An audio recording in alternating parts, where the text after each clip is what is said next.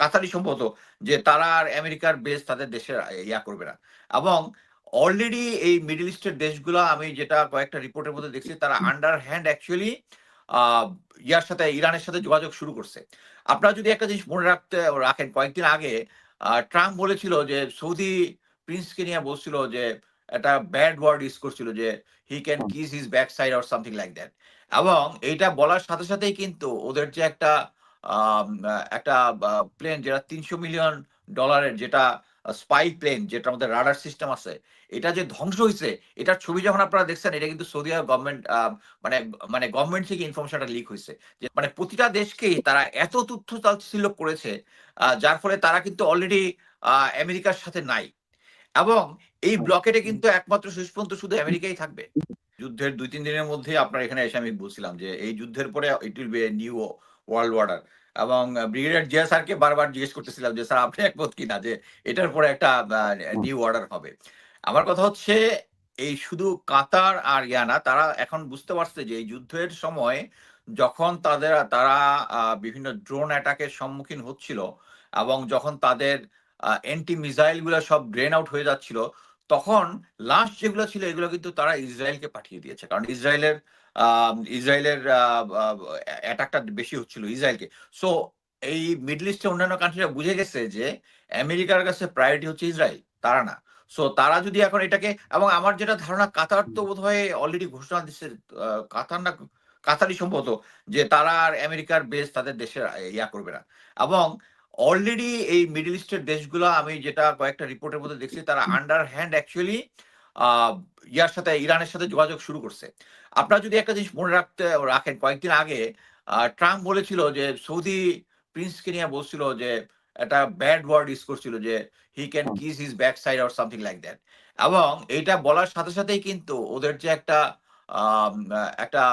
Plane যেটা $300 million যেটা spy plane যেটার মধ্যে রাডার সিস্টেম আছে, এটা যে ধ্বংস হইছে এটার ছবি যখন আপনারা দেখছেন এটা কিন্তু সৌদি আরব গভর্নমেন্ট মানে মানে গভর্নমেন্ট থেকে ইনফরমেশনটা লিক হইছে যে তাদের ওখানে যে আছে। এবং ওই ছবিটা পাবলিশ হয়েছে যে ওদের প্রায় নিয়ারলি $300 মিলিয়ন ইয়া হচ্ছে। এটা কি হয়েছে? রিটালিয়েশন। আপনি যদি দেখেন যে আহ, ফ্রেঞ্চ আহ, আহ, আহ, মানে প্রধানমন্ত্রী ম্যাক্রোর এগেনস্টে একটা কথা বলছিল, তার ওয়াইফকে আন্ডারমাইন করে একটা কথা বলছিল। এর কিছুদিন পরেই যে একটা রেজুলেশন হয়েছে ওটার মধ্যে কিন্তু ফ্রান্স ভেটো দিয়ে দিছে। মানে আমার যেটা কথা হচ্ছে দিয়েছে। এরকম একটা সিচুয়েশনে he got a such a bad mouth. মানে এবং সেম উইথ ওই যে জার্মানি, ব্রিটিশ অলরেডি ইংল্যান্ড কিন্তু বলে দিচ্ছে যে তারা তারা তো ওই ব্লকেটে অংশগ্রহণ করার জন্য সবার কথা বলছে, সে বলছে এখানে তারা জয়েন করবে না। মানে প্রতিটা দেশকেই তারা এত তথ্য তাচ্ছিল্য করেছে যার ফলে তারা কিন্তু অলরেডি আমেরিকার সাথে নাই। এবং এই ব্লকেটে কিন্তু একমাত্র শেষ পর্যন্ত শুধু আমেরিকাই থাকবে। এবং আমেরিকা থাকলে, এবং এটা অলরেডি মেজর আলতামাসু যেটা বলেছে, এবং আমি কিছু পড়াশোনা করে যেটা বুঝলাম যে তারা ওই যে যখন ইসরায়েলে তারা যখন হাইপারসোনিক মিসাইল গুলা ছোড়া শুরু করলো, তারা ৩,০০০ কিলোমিটার দূরে চলে আসছে মিসাইল রেঞ্জ থেকে। এখন ৩,০০০ কিলোমিটার দূর থেকে এই ব্লকেট দেওয়া কি সম্ভব? সম্ভব না। তারা যদি এটার জন্য তারা কাছে যায়, এবং বুঝতে হবে যে according to the war book, blockade is an act of war. So blockade হচ্ছে একটা ওয়ার। সো একটা ওয়ারে আমরা যদি মনে করি যে তারা কিন্তু একটা যুদ্ধে অংশগ্রহণ করে নাই, এর আগে থেকে ইন্ডিয়ার সাথে ট্রেনিং করতেছিল ওদের একটা ডেস্ট্রয়, এটা কিন্তু আমেরিকানরা ডুবাই দিচ্ছে।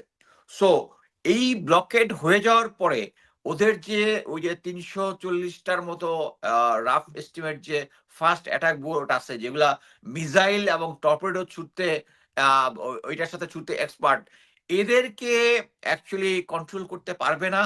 এবং এখানে একটা ইম্পর্টেন্ট জিনিস হচ্ছে ডেডিকেশন। ইরানের কিছু হারানোর কোনো কিছু নাই। ইরান অলরেডি আহ, তাদেরকে যতভাবেই প্রেশার দেওয়ার চেষ্টা করছে যে তাদের নেভি নাই, এয়ারফোর্স নাই, ইয়া নাই। তারপরে ট্রাম্প কালকে বলতেছে যে হ্যাঁ কিছু ফার্স্ট অ্যাটাক বোট আছে, এগুলোও যদি আসে এদেরকে ধ্বংস করে দেবো। এগুলো আগে ধ্বংস করি নাই, মানে আগে কিন্তু বলছে নেভি শেষ। সো এরকম একটা সিচুয়েশনে আমি অ্যাকচুয়ালি রিয়েলি কনফিউজ। নর্মালি যেটা হয় একজন বুদ্ধিমান এনিমির সাথে যুদ্ধ করলে বোঝা যায় যে বুদ্ধিমান লোকটা কি করবে। সো এই গাধা, সরি গাধাই বলতেছি, সে একটা প্রেসিডেন্ট, সেই গাধা যে কখন কোন ডিসিশন নেয়, কারণ ওর কানে কানে নেতানিয়াহু যেটা বলে ওইটা দিয়ে সে লাভ দেয়। এবং তাকে বুঝাইছে যে যখন যুদ্ধের শুরুতেই যে এখানে একটা আমরা যেটা বুঝি একটা হচ্ছে ট্যাকটিক্যাল গেইন, একটা হচ্ছে স্ট্র্যাটেজিক গেইন। তারা ভেবেছে যে ৪১ জন লিডারকে মেরে ফেললেই তারা সাথে, সাথে এটা সারেন্ডার করতে বাধ্য হবে। That was A regime tactical change gain. হবে, রেজিম চেঞ্জ হয়ে রেজিম চেঞ্জ হবে, ট্যাকটিক্যাল গেইন। এই ট্যাকটিক্যাল গেইনের জন্য তারা কিন্তু দেখতেছে যে না, এখন তাদের যে রেজিম থেকে, আগের রেজিম থেকে আরো হার্ডলাইনার রেজিম এটাকে ইয়া করছে।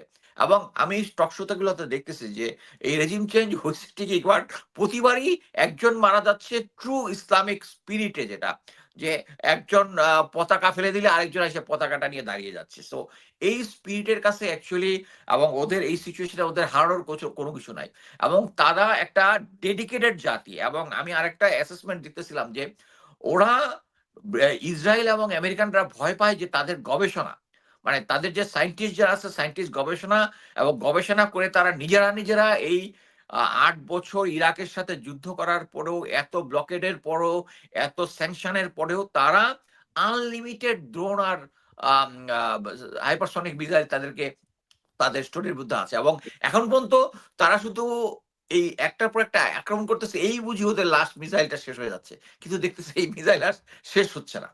সো এটা অ্যাকচুয়ালি একটা ক্রাইসিস। এমন ভাবে বলবো যে ট্রাম্প অ্যাকচুয়ালি এক্সিট ইয়াটা পাচ্ছে না। যদি তাকে এখন তার অ্যাডভাইজার গ্রুপ যদি এরকম বিএ পাস টাইপ থাকে তাহলে তো সম্ভব না। এবং এর মধ্যে যদি নেতানিয়াহু যে বুদ্ধিগুলা দেয়, এগুলা দিলে তো অ্যাকচুয়ালি এক্সিট স্ট্র্যাটেজিটা সফল হবে না। তো আমি মনে করি যে এই ব্লকেড যেটা, এটি will work for Iran, not for America. এবং কিছুদিন পরে আমার যেটা ধারণা, অ্যাকচুয়ালি ট্রাম্প তার এই টেনিউর শেষ করতে পারবে না, মিড টার্ম ইলেকশনের পরেই তাকে ইমপিচমেন্ট করা হবে। এবং আমি মনে করি যে, আমি এর আগেই বলছি যে মানে Trump will be the only president যে একটা যুদ্ধ শুরু করার পরে বাটনটা আরেকজনকে হ্যান্ড ওভার করতে হয় না, নিজেকেই এই বাটনটা ক্লোজ করতে হবে।